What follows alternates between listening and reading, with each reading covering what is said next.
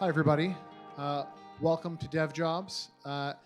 Just a couple of announcements. First off, if you haven't already been to develop.us, that's develop.us, you'll see our bespoke job board that is just for our events. So you see fresh, kind of unique, free jobs. So if you're trying to get some exposure for your jobs, we highly encourage all the companies that go to our events to post. And so if any of the developers here didn't get to see it or talk to certain companies, you should be able to find them at develop.us. We also have a new feature, which is developer projects, which is on another tab on develop.us. And it lets, if you want to do like an open source project or a side project that isn't paid, that kind of thing, and you want to find other developers to work with you, feel free to post it there. So it's almost like a developer-only job board. If people are building up their portfolio, that kind of thing. Additionally, I'd like to thank one of our sponsors. It's Tango.io. That's my company. Tango is a nearshore software development agency that when people can't find awesome local talent like you guys, and they need to find people through Latin America and on contract basis, that's what my company does. If there are hiring companies that need contract help, feel free to get in touch with me, Eric at tangosource.com. Additionally, I would like to thank our awesome sponsor, venue sponsor, and food sponsor, Yelp. Actually, Virginia is going to say some words for the potential Yelpers in the audience here. Hello. Okay. Hi. Welcome to Yelp. So I just wanted to give a quick introduction. So Yelp, we're a company whose mission is to connect people with great local businesses. And we are hiring. So if you are interested, you can visit yelp.com/careers. That's where we're posting all of our open positions. We are hiring for back end, front end, full stack, as well as mobile, so iOS and Android. So yelp.com/careers. All right. Let's give it up for Yelp. Thanks a lot.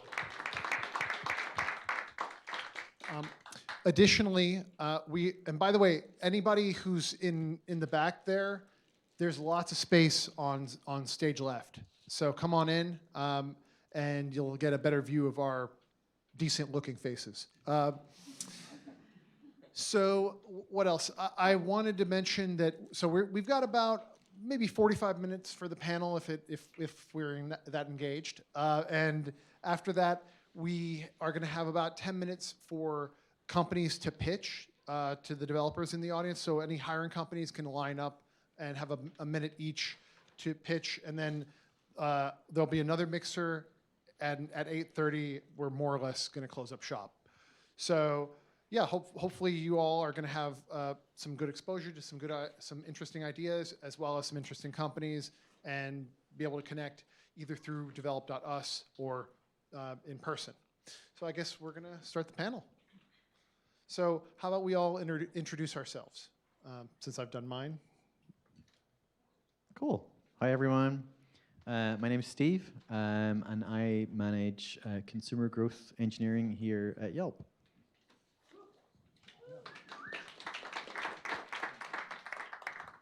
Hello, I'm Virginia, and I'm an engineering manager here at Yelp, and I manage 2 teams in our ads group.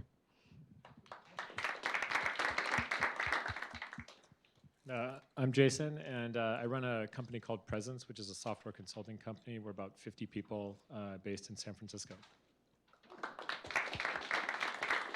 So I guess sort of a follow-up on the self-introduction, maybe a little bit about your individual journeys. In case people don't know, this panel topic is leadership in engineering. And so I guess maybe let's first discuss the definition. What does that mean? And then maybe we can go into your individual journeys as leaders, how you got into it.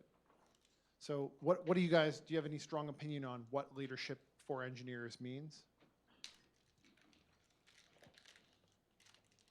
Take a first stab at it. So I think for me, leadership isn't necessarily just having a fancy title or having people who report to you and call you boss. To me, leadership is taking on a set of responsibilities that go beyond what you are able to do yourself. And so when I think of leadership, I'm thinking about, even as an engineer, leading a project where you have to, be responsible for the work of other people on your team, being a part of some nonprofit organization where you are responsible for a budget that's not yours, or even just mentoring another person, being responsible for another person's growth. So yeah, just responsibility that goes beyond your what you are able to control, really. Yeah, and I would just add that we were talking about this a little bit earlier, that your leadership is actually independent of your technical skill. So those two things don't have to be perfectly tied together. Sometimes they are, and that's fantastic, but I think with most people, there's lots of dimensions of our skill sets, and you don't have to be the best at all of them. So if you're an incredible leader and you're coming out of engineering, you don't also have to be the best engineer. I think the way I think about it, there's a couple of analogies, and one is if there's no following, there's no leading. So you've got to embed it in that, the idea of like there's got to be people that are like following behind you and you're taking them in a certain direction.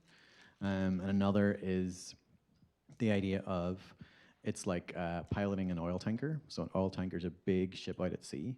And if you're the pilot and you've come on shift and you realize you're going in the wrong direction, you've got to figure out where you're at right now, what speed are you going, and how fast can you turn the whole ship and start going in the right direction. And you've got to make those changes in the right way. And so for when we're leading people, you've got to have a vision of where you need to go and figure out your strategy, how to get there, and then lead your people towards that. So, just so the audience gets to know you each a little bit more, can you tell us about your individual journeys in leadership? Like, how did you get into leadership, and maybe why even? I can start that. So individual journey, in 1995, I worked for free for a guy who had a consulting company. He needed someone to do this thing called HTML. And I grew up out here, been around computers, studied comp sci a little bit in school, but didn't have a degree.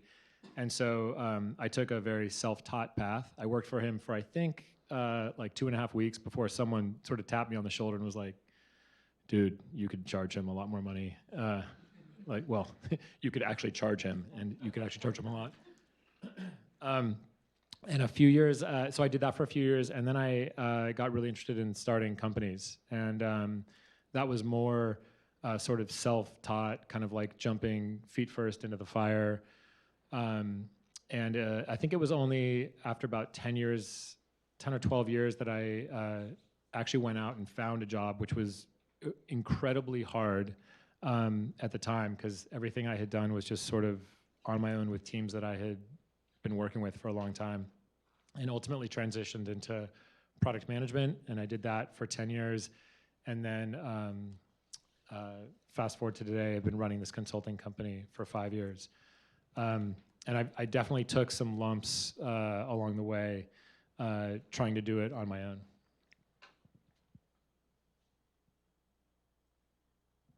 For me, I had a pretty traditional route to get to being an engineer. I studied computer science in my undergrad and immediately got a job at a tech company out in the Bay Area. But to actually transition into leadership, I think there were definitely moments, even beginning from high school, where I knew that I wanted to be a leader. I was an ASB. I served as president of a service club in high school, and even in college I was involved in student organizations, engineering student orgs, and even after college I was involved in Santa Clara Valley Society of Women Engineers, South Bay Pi Ladies, and so I always knew that I liked leading people. I liked kind of charting out a journey and being responsible for something outside of myself. And so when I joined Yelp as an engineer, there were a lot of opportunities for me to continue to demonstrate the skills that I had been building up over the years. And when the opportunity came for me to lead my own team, I definitely jumped at it. We actually have a similar story, I didn't realize.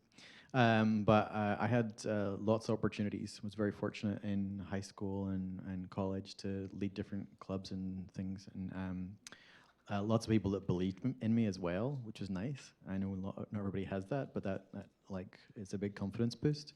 And I think some of it for me was more a superiority complex, where I thought if I get into leadership, I can tell people how to do it better. And then over the years had to learn that's not how it works. And I also did comp sci and then get into engineering, and through that did a couple of, or mentored people through mentored interns. Found out I liked it a lot, and I was also starting to ask a lot more why questions to my manager. Why are we doing this? Why is this done this way? And so he then reflected that back at me and said, "Hey, have you ever thought about management?" And I was like, "Wow, okay, is this what it's about?" That's been a manager for 6 years now. So maybe a question for the audience here, a couple of them. How many of you, just by raising hands, are interested in or are actively leading in your own companies now? Interested in leadership or actively leading? Okay, so that's interesting, and that's actually about the ratio that I was expecting, which is roughly 1 in 10. And one of the things a topic that I think is actually is interesting and why this might still be relevant is, what is leadership for individual contributors, right? Everybody who didn't raise their hands or maybe aren't even aware that they're going to be leaders in the future, right? So we talked about this a little bit. What does leadership as an individual contributor look like? There's so much there. It's like you can. I was just thinking about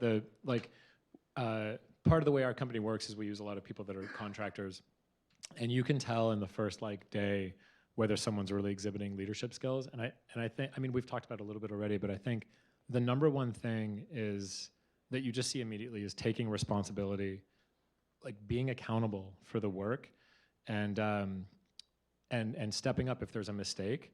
You're going to own it, and you're going to make it right. And it's sort of like it's almost like just an attitude around the work that says, I'm going to get this done. I'm going to get it done successfully.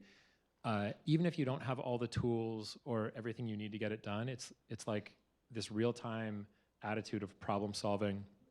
And when we see people who take on work like that, instantly our management team says, oh, that's interesting. That's kind of unique. Let's see what else this person wants to do. Let's help them push it a little further.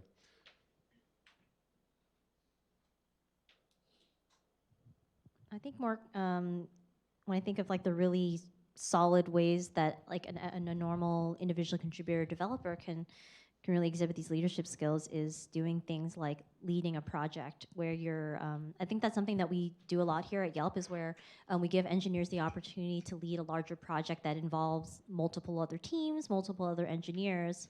And so I'm sure plenty of people in this room have actually been in that role without knowing that that's a very concrete leadership opportunity. So when you're responsible for not just your chunk of the code, but making sure the other people on your team are also accountable for it, being able to communicate, the blockers or statuses to the stakeholders, and also to be able to make a call on prioritizing, which work actually needs to be done. To me, that's like a really solid way to really grow your leadership skills as an engineer.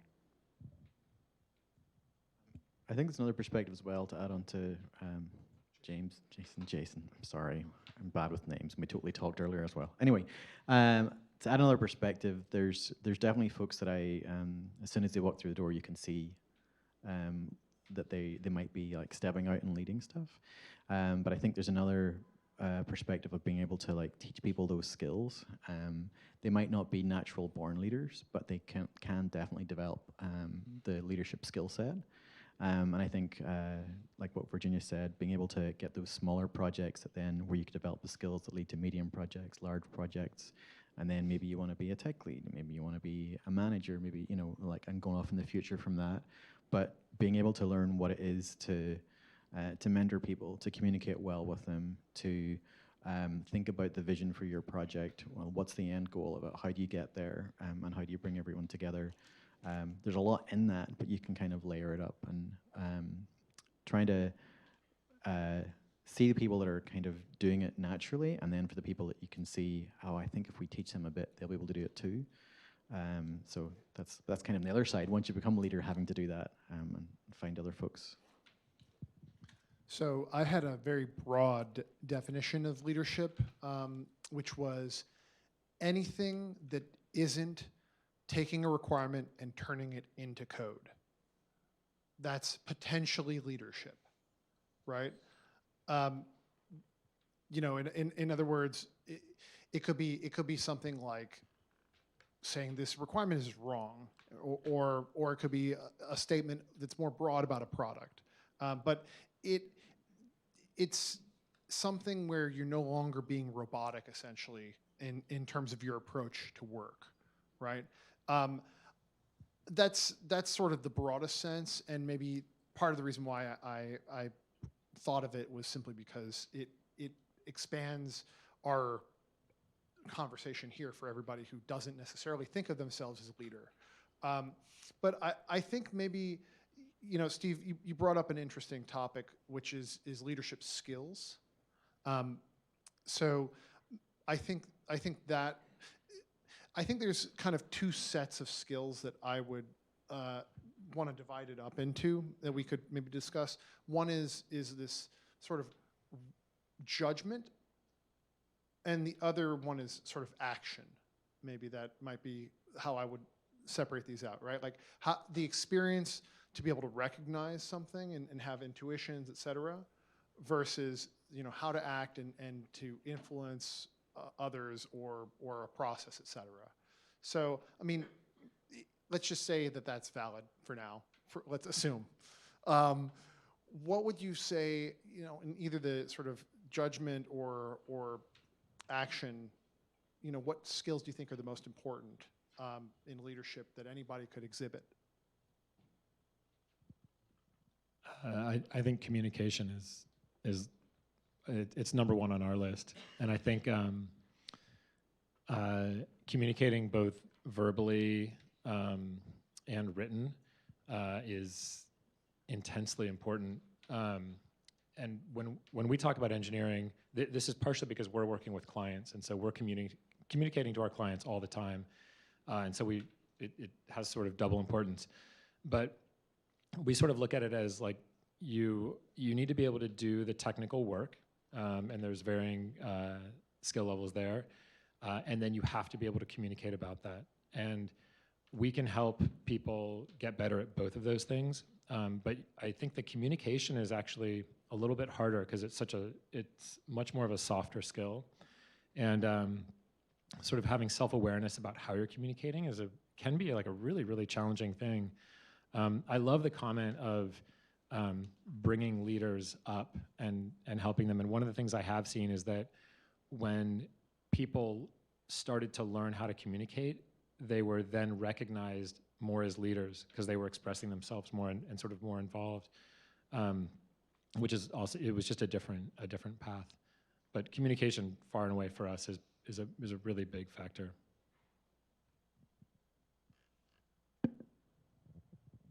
I do agree. Communication is definitely like the first and foremost. Like you got to be a good communicator in order to be a good leader. I think another important trait of a leader is their ability to get a group of people to come to a consensus or make a decision together. Because a lot of the times, as a leader, you know, you may think like, oh, I'm the boss. Everything I say goes. It's my way or the highway. And in my experience, that couldn't be further from the truth. To me, the great leaders that I've worked with, they had the ability to get the whole room to kind of talk about their ideas, facilitate a conversation, get all the details, kind of summarize and boil it down to a decision that the group can all agree on. And that's an art to me. That's definitely an art. And I've definitely seen myself in situations where I want to just jump in and be like, that's a terrible idea. My idea is so much better. But it's like, no, that's not being a leader. That's kind of being a self-serving, selfish person. So being able to like get consensus from a room, and there's several ways of doing that. Yep, totally agree with everything's being said. I think when I think about communication, well, both of those things, I think about what I'll encourage people to do, which is ask the question why. I think I've already mentioned that a little bit, but I feel like if you start asking why, then you understand more of what's going on. And the more you understand what's going on, the more you can start making proposals for things. But communication and talking to people has to come along with that, where you understand the idea and what you need to do, but you're building it with other people. And then together you're building out your strategy for how to execute on it. And within all of that, you're communicating, whether it's written down, in person, over Slack, whatever. And so I feel like this all kind of goes together, and yeah. So what about the other part of communication, which is listening skills, right? Like, do you have any tips for people, or like, have you ever felt in your work setting like, oh, this person really is good at listening, and if so, how did you know? What is it like? Have you built those skills over time?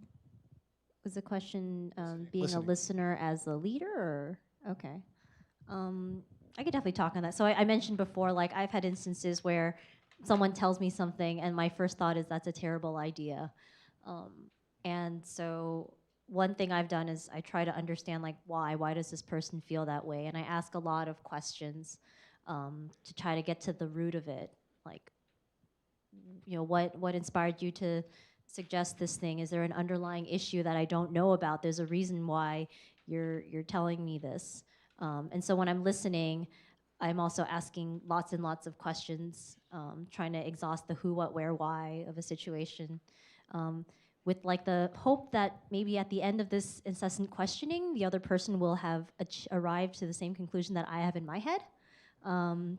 If not, at least I will have heard from their side, and I can maybe start empathizing from their point of view. Yep, curiosity, without a doubt, asking lots of questions, and you have to be genuine about it. I don't think you can be like asking questions in a way where you're, I'm not saying you were doing this, but it's going to sound like I'm saying you were doing this, but I don't think you were. Where you have like an agenda where you're trying to guide someone in a certain direction. You have to. You have to come with a mindset of this person has.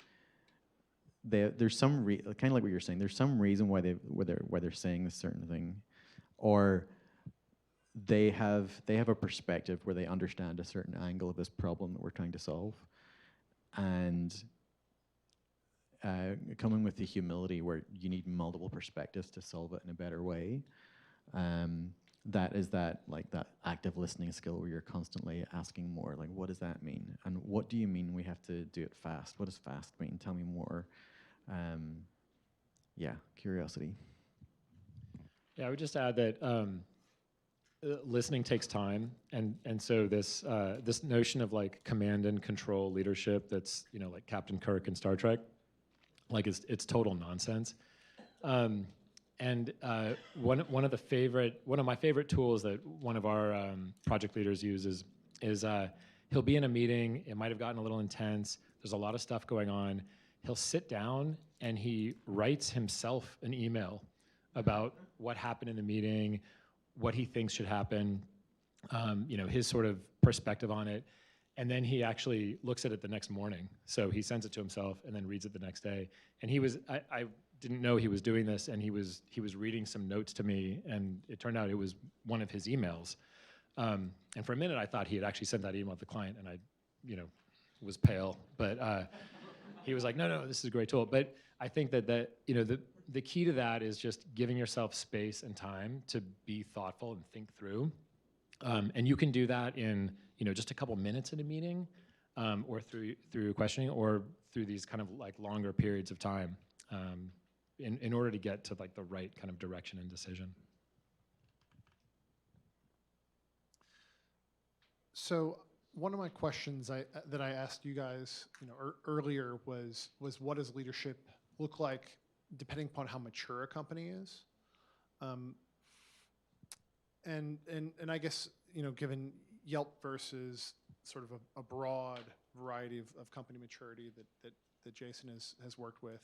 How does I guess leadership work at Yelp might be a good question, you know, and then maybe we can talk to the various sizes after that.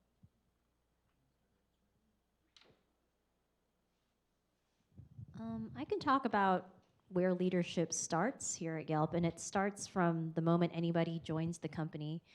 We actually have several like leadership characteristics that we look for people. We want to grow well-rounded engineers, and so we're looking to grow people in several different dimensions like technical ownership, business insight, and leadership. Leadership's a big one, and so no one is excluded from growing in the leadership area. And so, yeah, even like you just fresh out of college, this is your first day at Yelp. The expectation is that we are going to grow you in that leadership dimension. And so that's, you know, getting you to be responsible for your own projects, and then eventually leading a project, and eventually leading more complicated projects, and mentoring other engineers, mentoring more engineers, eventually going into a management role if you so choose. But that's definitely been my experience before, that leadership starts like once you join. And you had an interesting path, like sort of a trial run. I don't remember what that was called. Yeah, so I had a really interesting experience here at Yelp to grow into management, and so we were piloting something called the Proto Manager program. It was almost like an internship where I got to manage a team for about 2 quarters, like 6 months. So I got all of the responsibilities of a manager, and I had my own manager who was kind of there to guide me and to mentor me along the way. And it was definitely a trial period. And so by the end of it, I could decide like, hey, I like this. I want to actually become a manager. Or, you know what? I've decided that I really like staying technical. I want to go back to being a developer. And for people who choose to go back to being a developer, it's not considered a demotion at all. In fact, going into management, it's called a role change. Nothing about my compensation changed. So that tells you, you know, what that being an engineering manager here is not about like a promotion and putting you on an ivory pedestal. So I'm really glad I went through this proto manager phase, because even though I was like pretty sure I wanted to be a manager, by the end of it I was like very confident. And you know, for Jason, what would you say, even with our previous conversation, like what does it look like? What does leadership look like at smaller companies and either your client companies or inside Presence itself? Yeah, I think the sort of path the path to leadership in these smaller companies often involves taking on responsibility outside of your core responsibility. And I think what you see in smaller companies is that a lot of people are wearing a lot more hats, and so there's a lot more opportunity for that. And I mean, just to be clear, there's like zero structure in our company around like developing a leader. Like you have to show up, do your work, do a great job, and then exhibit some traits that someone recognizes and start taking on additional tasks and make it like really plain. Which for some people is a great opportunity, and it's a fantastic way to kind of like cut straight to it, but it's really hard for us to train people. And so I think that, you know, for folks that are looking for those opportunities, understanding what environment you might thrive in is a really important thing, just sort of reflecting on that. And so for us, once we've identified someone who wants to do that, then we'll start bringing them along to different things where they'll have the chance to exhibit that again. But again, it's not very structured. It's kind of like you just have to do it. And ideally, you get better and better. But we've had people. In fact, one person who worked with us for 5 years, who I absolutely loved, and I really saw him as a leader in the company. He got burned out, and I think it was too much for him to be managing the day-to-day work and have. He did grow as a leader, but I think the expectations started to get larger and larger, and we just weren't set up to really help him be like the best leader he could be. And so, yeah, it's very different. I think every company is going to be a little bit different, and there's there's a lot of different approaches to leadership in the companies between our little company and this much larger company. And my feeling is that for anybody here who's considering working in a seed stage to a round startup, you're pretty much going to be a leader, whether you like it or not, unless they structure things well enough for you to be an individual contributor. It's just the land of many hats, right? So if you were buying into that startup and you want their product to succeed, it's going to just be blended in by default. Okay, so yeah, let me get off of my pedestal. So I don't know. I guess one of the questions I always like to ask panels, sort of midway point, is like, what questions should I be asking you guys, right? Like, are there any interesting questions that you'd like to either ask each other or have been asked? Little transition point here. You really put us on the spot there. Sorry. I'm not sure we were ready for that. Yeah, a little meta. I'm trying to buy some time for the rest of the panel to come up with some questions. I'll tap dance a little bit for you guys. Well, so one of the things we were talking about before was it's just how do you, what is your journey to get into leadership? And I think that, I'm asking it and answering it because we already talked about it, but it's recognizing that everyone has a different path. And I personally don't think there's a right path or a wrong path. I think there's a lot of ways to do it. But what do you all think? What do I think about the path, or what do I think about Eric's question? Yes. Exactly. I kind of want to throw a question out at the audience, is more like, throughout the course of this discussion, like, do you feel like you've kind of changed your mind about how you felt about your future in leadership, or whether or not anything we have said has sparked anything to you? And I guess that's something we can always talk about at the end, because we're not done. Yeah. I have a question. What's the difference between having leadership qualities and taking lead? So the question was, what's the difference between having leadership qualities and taking lead? And how can you transition, perhaps, between one or the other? Yeah. And how does one transition, perhaps, between one or the other? I would say, I mean, just by definition, qualities are not action, right? I mean, taking lead there's a verb, right, versus a noun. I don't know if anybody else has a different take on that. I can speak a little bit to that. When I think of someone having engineering qualities, it's more like I've observed that they've demonstrated leadership skills already. And one of those leadership skills is to take lead or take initiative. And so for me, when I think of the two, it's more like this. I've definitely noticed certain engineers who have great leadership qualities, but they may be hesitant to take that next step. And so as like a leader trying to grow other leaders, kind of building that leadership skill of taking initiative, of taking that leap out to kind of add to their skills tool belt. So in a way, like, taking lead is something that kind of unlocks all your other leadership qualities, if that makes any sense. I think that's a great answer. I was also thinking that sometimes you might have leadership qualities, but you may not have the opportunity. And so you might be sort of stuck. But I also think that you should never stop exhibiting those leadership qualities like that. Those qualities are transferable everywhere, and they're incredibly valuable, and like honing them and working on them is really powerful.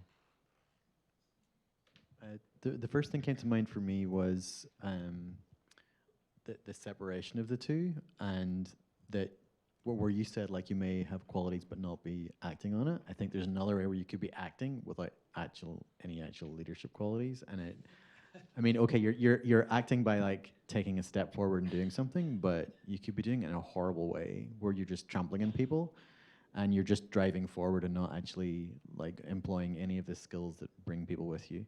And so I think you both kind of said this, but they both go hand in hand if you're really wanting to lead well. I think I saw another question. Yeah. Or comment.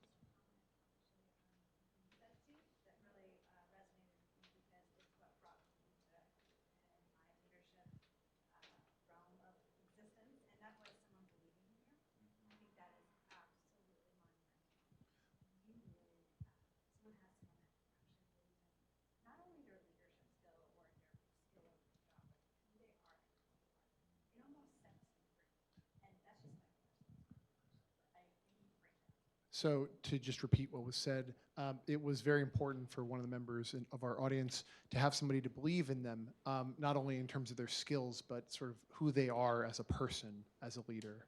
And that was sort of referred to by Steve earlier. I think like what Virginia just said was very similar to that, like being able to notice that if somebody has those leadership qualities, but they haven't necessarily taken the step yet, there can be confidence issues there, but confidence can be worked on.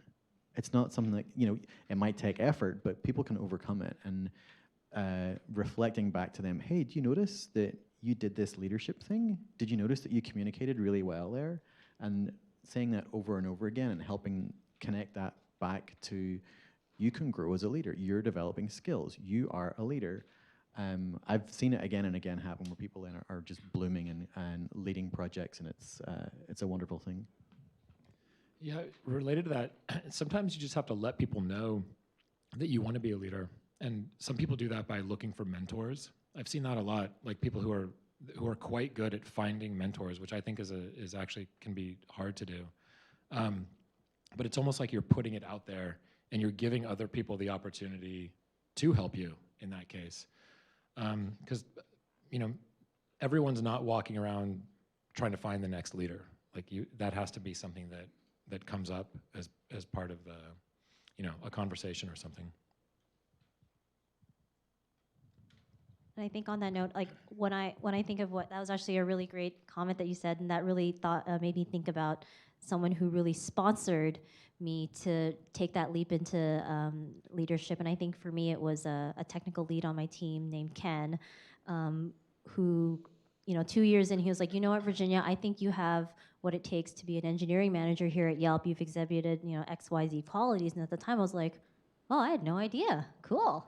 And so, like, kind of through his tutelage, you know, he kind of helped me refine those skills and really helped me kind of build up my brain to be like, you know what, maybe this is something I want to be. But it definitely did take someone to kind of incept the idea into my head and kind of recognize it and kind of sponsor me and, you know, go out his way to say like, hey, we should start giving Virginia these types of opportunities so she can grow as leader. So, sponsorship. So a couple ideas just off of this.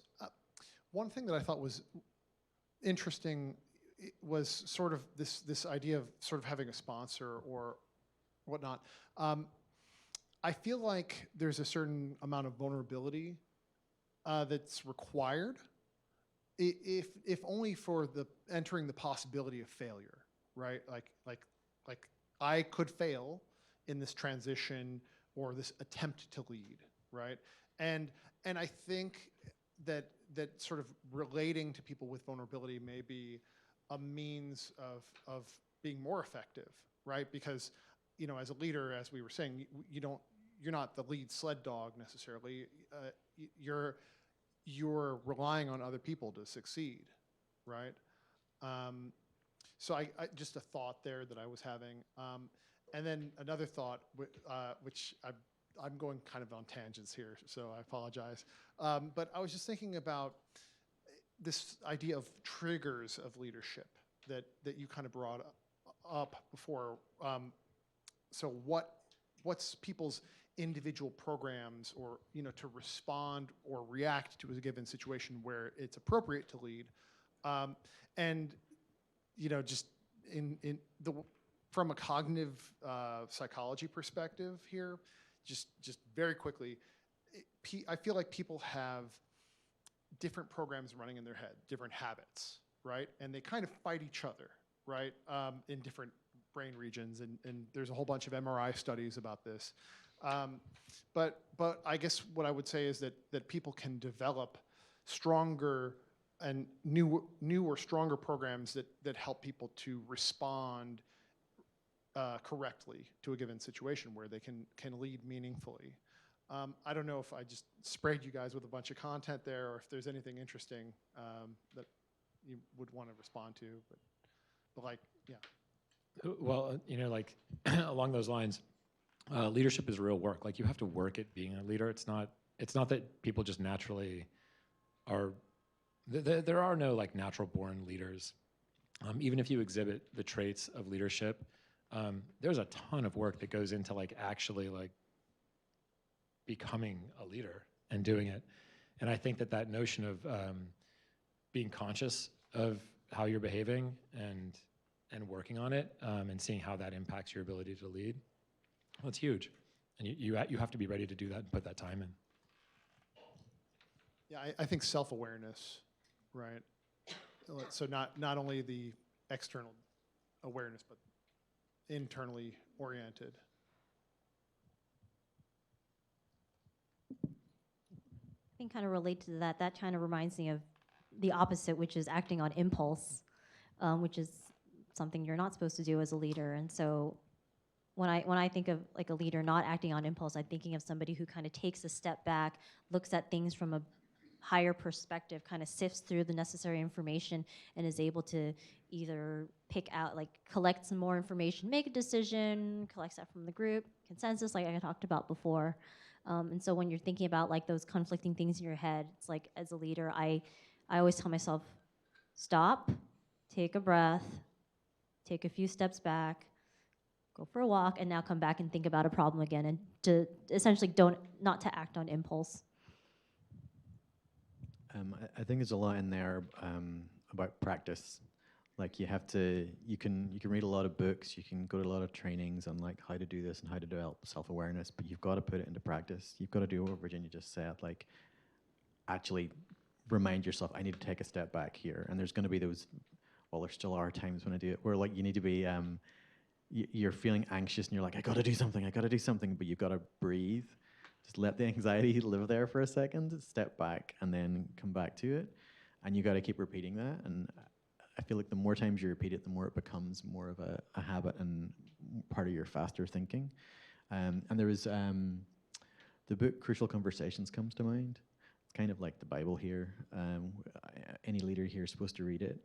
But there's a lot in there about reflecting on yourself and what is your intention going into a conversation, and what might be the intention of the other person, or like and having respect for them, and that level of self-awareness, other awareness, and group awareness, and being able to move things forward. And while the book is maybe focused on how do you deal with things when it's high stakes, there's a lot there that can be applicable to just how do we interact with each other and move things along to like the next stage. So we have a few minutes left. So maybe we can start to wrap up a little bit. If I guess one thing in that vein of crucial conversations, are there any resources or things that you guys would want to point people to for further study?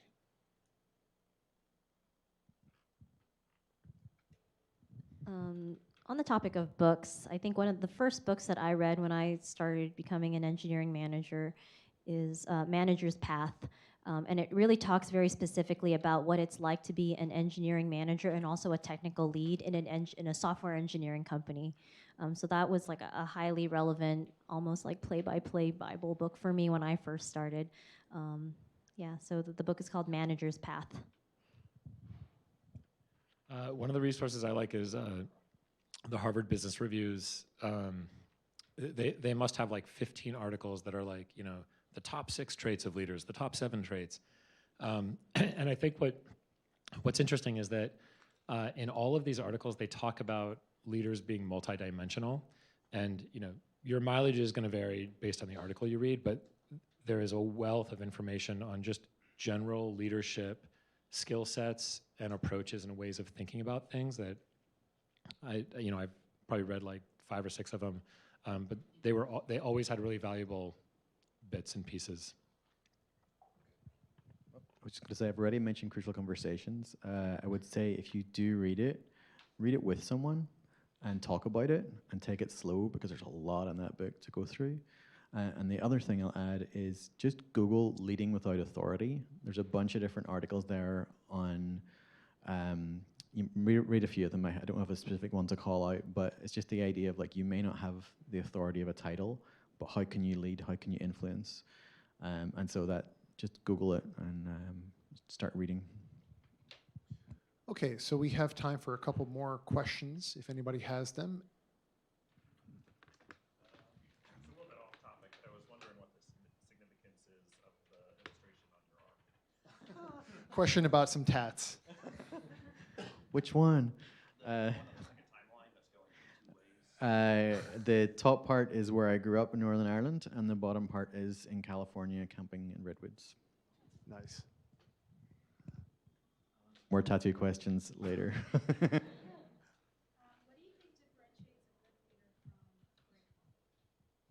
So the question was, what do you think differentiates a good leader from a great one?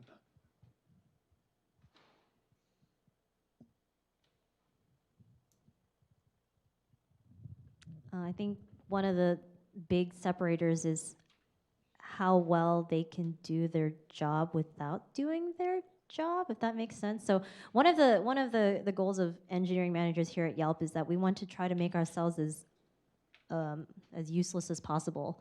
And that means being able to grow our engineering teams to be able to take on the leadership skills that we would normally do, such as charting out technical vision plan, growing engineers and mentoring them, being liaisons to other teams. And so when I think of like a great leader, it's someone who has kind of offloaded their day-to-day and they can start thinking about like the next skills they want to build, versus a leader who is kind of like good at the day-to-day, but they haven't quite like gotten to the point where they've offloaded and delegated their responsibilities to their teammates, and in a way it translates to them not being able to grow their team. So good to great to me is about like how well can the manager grow their team. Great leaders to me are folks who can take sort of any group of people and make them really effective.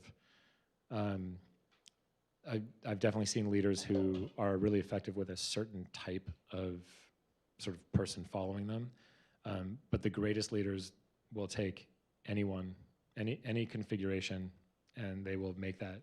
They will make all of those people work together in an effective way. I'm going to come at it from a different angle. I think when I hear that, I think about what society might say great leaders are, and I think often of people who they've had a lot of luck or just the right opportunity, and so they get named as being great leaders, and maybe they are good leaders, but it's just the opportunity or the situation they were in allowed them to be afforded this title of great leader. So I'm not disputing anything these two have said because they're absolutely right, but it's more just another angle of don't necessarily try to replicate the people that are like named as great leaders. Like look into it. What is it that is being attributed as great, and see is it any different than like what just is good practice for any leader to take? And don't let it stop you from being a good leader. Don't feel like you have to, I have to be great, otherwise there's no point. We need leaders of all shapes and sizes, and so yeah. But I very clear it is not a counterpoint. It is an addition to what they just said. Okay, we've got time for one more question, I believe. Yeah, I was wondering if like you guys have ever had a situation in which saving face was more important than kind of speaking up and sharing your ideas, and like how would you approach that as an employee and as management? So the question was, have they ever encountered a situation where saving face was more important than Then just sort of like speaking up. And like making sure that your point is known. and making sure one's point is known as either an employee or a manager? I mean, the answer could be I just quit, right? But like, what do you guys think? So I can answer this from the perspective of an individual contributor and as an engineering manager. So as an individual contributor, I would say authenticity and transparency is way more important than saving face. Unless it's like, this guy is a jerk and I don't like them. It's like, maybe you can keep that to yourself. But if it's genuinely like a concern and you do feel pretty passionate about it, I always encourage my engineers, like, I love to hear you rant because that means this is important to you. And I don't consider you to be like complaining, like it's very important. However, as an engineering manager, when I think of like saving face, I think of like, my opinion is better than yours, I'm going to try to like force it on you. And I'm talking about like if I'm talking to like one of my reports, like I never want to go down that path. I never want to try to instill my own opinion on another person. And so it's not so much that I'm saving face, but I'm trying to.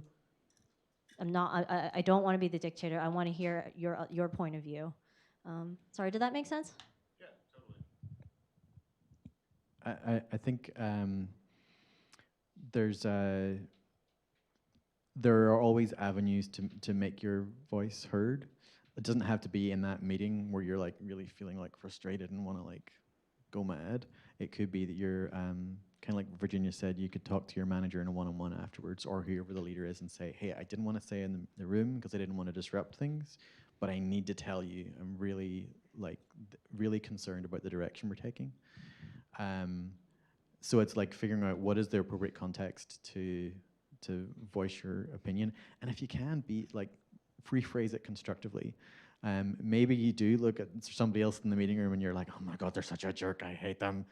But like, there's a way to talk to your manager or some other leader and say, I think what they're doing is disruptive in the meeting. I think or whatever it is, but try and put it in terms of like the impact that their behavior is having. And I think there's, jumping on that authenticity and transparency part, that's a leadership step. If you just sit back and let stuff happen where there's actual real concerns, you're not leading, you're not practicing that. And so actually talking to somebody and saying, there's a change needs to happen here, and at least talking it through, right? Is better than just sitting there and stewing.